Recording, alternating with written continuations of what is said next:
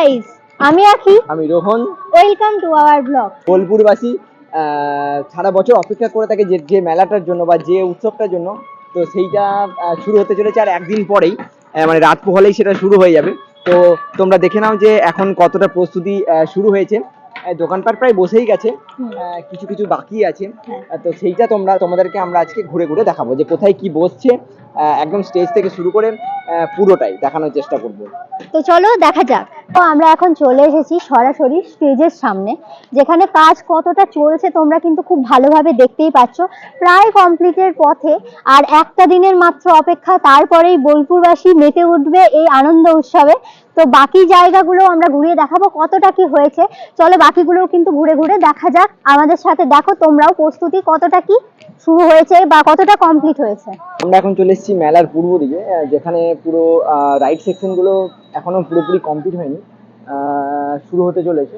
আর এইদিকে merry-go round থেকে শুরু করে সবকিছু পুরো রাইড সেকশন গুলো পরপর পূর্ব দিকটাতে হচ্ছে, ঠিক আছে। তো আরো এই দিক থেকে পুরো একদম গোটা লাইনটাই হচ্ছে রাইড সেকশন। কাজ প্রায় হয়ে গেছে, আর একদিনের মধ্যেই কমপ্লিট হয়ে যাবে। এখন আমরা ড্রাগন ট্রেনের কাছে চলে এসেছি। এইটা তো প্রায় কমপ্লিট হয়েই গেছে, শুরু হওয়ার অপেক্ষা। চারিদিকে কিন্তু সাজো সাজো রব। আমরা এখন আছি মিডিল পোর্শনটাই। চারিদিকটা দেখো, একদম কিন্তু প্রিপারেশন অনেকটাই। আর এদিকে কিন্তু সানাইয়ের সুরও বেজে উঠেছে। মানে আমাদের মেলা শুরু হওয়ার সময়ই কিন্তু সানাই, মানে বিয়ের মতো উৎসব হয়ে যাচ্ছে। এটা সব থেকে ভালো লাগার জিনিস আমাদের কাছে। তো চলো বাকিগুলো ঘুরিয়ে দেখাচ্ছি কতটা কি। সব তো এক জায়গায় দেখানো সম্ভব হয় না, কিন্তু যতটা সম্ভব তোমাদেরকে তুলে ধরছি। সানাইয়ের আওয়াজের সাথে সাথে আমরা মেলা ঘুরছি। মানে কাল থেকে শুরু হবে, 23 তারিখ থেকে 23শে ডিসেম্বর 2025 থেকে 29শে ডিসেম্বর 6 দিন থাকবে। তো এটা আমরা দেখতে পাচ্ছি কলকাতা অনলি ফিশ। এখানে সমস্ত রকমের যেগুলো ফিশ গুলো হয়, ফিশের সমস্ত রেসিপি গুলো পাওয়া যাবে। এই দেখো, এইগুলো হচ্ছে আমাদের স্টল, সম্ভবত যে স্টল গুলোর জন্য সবাই আমরা অপেক্ষা করে থাকি যে বোলপুরে স্টল আসবে, এই জিনিসগুলো কিনবো। বডি অয়েল থেকে শুরু করে সবকিছুই পাওয়া যায়। এটা যেমন আচারের, সম্ভবত এই লাইনটা পুরোটাই মালপত্র চলে এসছে প্রায়, এগুলো সেটআপের অপেক্ষায় আছে।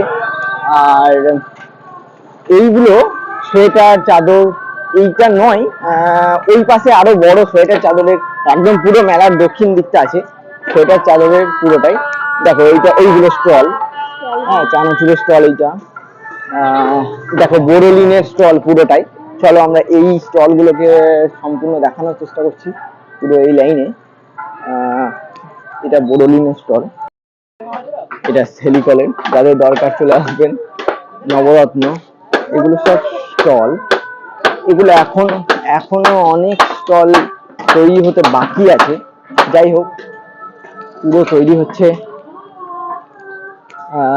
মেলার সবকিছু এখনো বাকি আছে। আজকে সারা রাত ধরে বোধহয় কাজ চলবে, ঠিক আছে। চলো, আর ওই দিকটা হচ্ছে মানে স্টল থেকে শুরু করে সোজা লাইনটা পেরিয়ে গিয়ে আমাদের খাবারের জায়গা। এখন আমরা চলে এসেছি মেলার পশ্চিম দিকে।